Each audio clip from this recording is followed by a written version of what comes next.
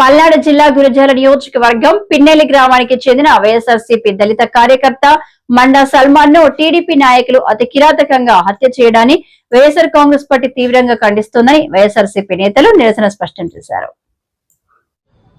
గుంటూరు లేదు విజయవాడకి కొంచెం దూరంగా ఉందాయా అన్నాడు. అక్కడెక్కడ నాకు కడితే ఇంకా మెరుగన్నాడు.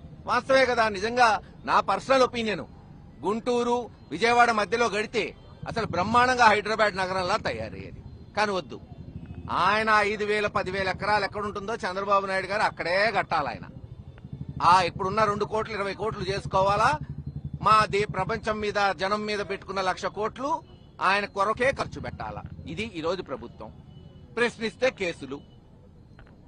ఏంటి ఈరోజు పల్నాడులో రెడ్ బుక్ రాజ్యాంగం స్టాన్ఫోర్డ్ లో చదివాడంట లోకేష్ బాబు గారు.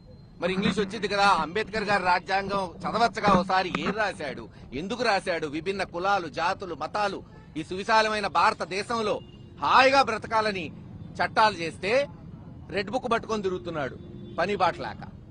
ఆ రెడ్ బుక్ వల్లే ఈరోజు గ్రామాల్లో హత్యలు. పిన్నెల్లి గ్రామంలో 18 నెలల నుంచి అసెంబ్లీ కౌంటింగ్ అయిన రోజు నుంచి 200 కుటుంబాల్ని ఊరి నుంచి తరిమేసి మైనారిటీలు, ఎస్సీలు, బీసీలు, నాయకులే కాదు, కార్యకర్తలే కాదు, బిడ్డలు, చిన్నపిల్లలు, ఆడవాళ్ళు అందరినీ తరిమేశారు ఊరి నుంచి. అసలు ఎక్కడన్నా చూసామా? పెద్ద పెద్ద ఫ్రాక్షన్, బాంబు దాడులు, నక్సలిజంలో కూడా ఎప్పుడు ఆడవాళ్ళ జోరికి, పిల్లల జోరికి పోలేదు. అంతకన్నా నీచమైన రెడ్ బుక్ రాజ్యాంగం. ఎవరైనా సరే పిల్లల్ని ఊరు బయట తోలిన దాఖలాలు మనం ఎక్కడన్నా చూసామా? పిన్నెల్లో చూడండి, ఎక్కడెక్కడికో పోయి పాపం కూలినాలు చేసుకొని చదువు ఆపేసుకొని బతుకుతున్నారు పిల్లలంతా.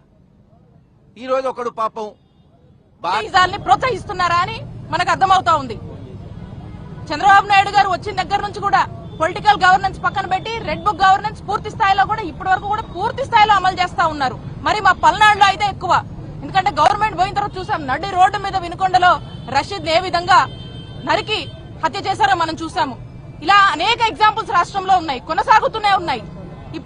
ఇప్పుడు ఈ ముందా సాల్మన్ ని కూడా మనం చూసాము ఏ విధంగా హత్య చేశారు. అంటే పోలీసులు లా అండ్ ఆర్డర్ ని పూర్తిగా కూడా వాళ్ళ చేతుల మీదకి తీసుకొని ఏ విధంగా ప్రవర్తిస్తున్నారు అనే విషయాన్ని రాష్ట్ర ప్రజలందరూ కూడా గమనిస్తా ఉన్నారు.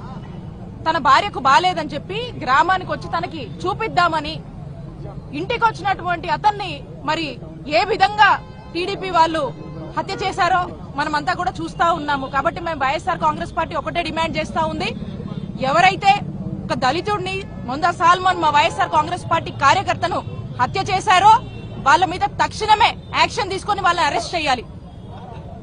ఎవరైతే ఈ పోలీసులు ఉన్నారో అక్కడ ఉన్నటువంటి సిఐ, ఆ ఎస్ఐ ఎవరైతే ఉన్నారో వాళ్ళని ఇమీడియట్ గా కూడా సస్పెండ్ చేయాలని వైఎస్ఆర్ కాంగ్రెస్ పార్టీ డిమాండ్ చేస్తా ఉంది. అలాగే మా నాయకుడు జగన్మోహన్ రెడ్డి గారు ఘటన జరిగిన వెంటనే అక్కడ ఉన్నటువంటి మా ఇన్ఛార్జ్ కాసు మహేష్ రెడ్డి గారు ఆ కుటుంబానికి పూర్తి స్థాయిలో కూడా అండగా ఉన్నారు. విషయాలన్నీ కూడా జగన్మోహన్ రెడ్డి గారికి వివరించారు.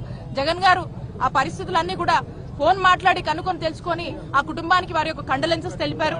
ఆ కుటుంబానికి 5 లక్షల ఎక్స్గ్రేషియా కూడా ప్రకటించారు.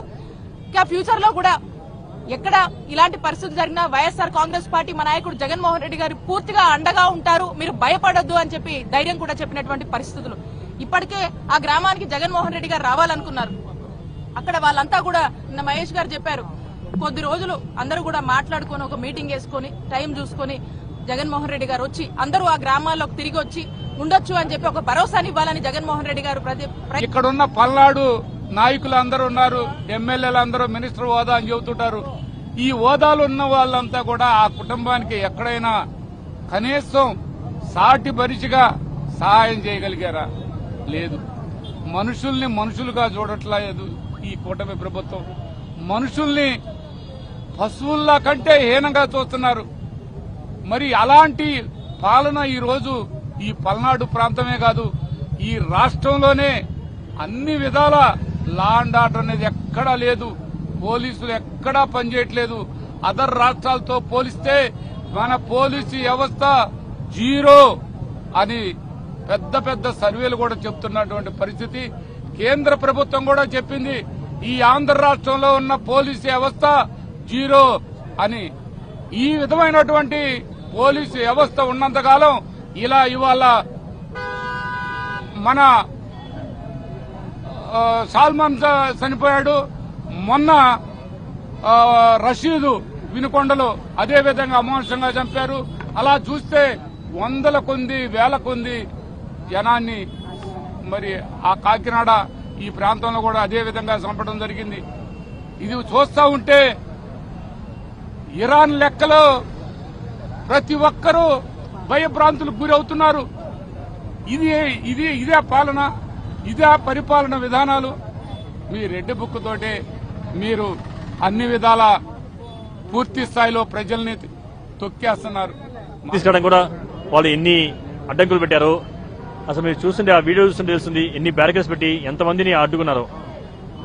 ఎవరైనా సరే చచ్చిపోతే వాళ్ళ కుటుంబ సభ్యులు అతన్ని చూడటం కానీ అందరూ వస్తారు కదా, ఆ ఊర్లో చుట్టుపక్కల అందరూ వస్తారు కదా, దానికి కూడా రిస్ట్రిక్షన్. ఒకళ్ళే రావాలి, ఇద్దరు రావాలి, ముగ్గురు రావాలని.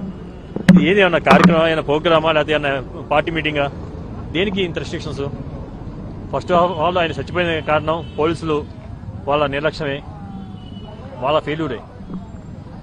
ఇది ఇక ఒకచోటే కాదు, పల్నాడు జిల్లాలో చూసుకుంటే నర్సపేటలో కోర్టు ముందు జరిగింది మర్డర్. వాళ్ళు చంపిన వైపు ఇంకా బయట తిరుగుతూనే ఉన్నారు బెయిల్ మీద. మాచర్లో జంట మర్డర్లు 2 సార్లు జరిగినాయి.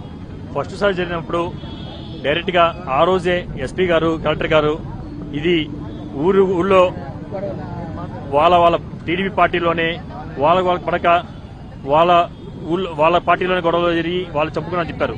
కానీ దాన్ని మార్చి అక్కడున్న మాజీ ఎమ్మెల్యే పీఆర్కే గారి మీద ఆ కేసు నెట్టి వాళ్ళ వెంటబడి వాళ్ళని హైకోర్టు, సుప్రీంకోర్టు దాకా వెంటబడి అతను అరెస్ట్ చేయడం జరిగింది.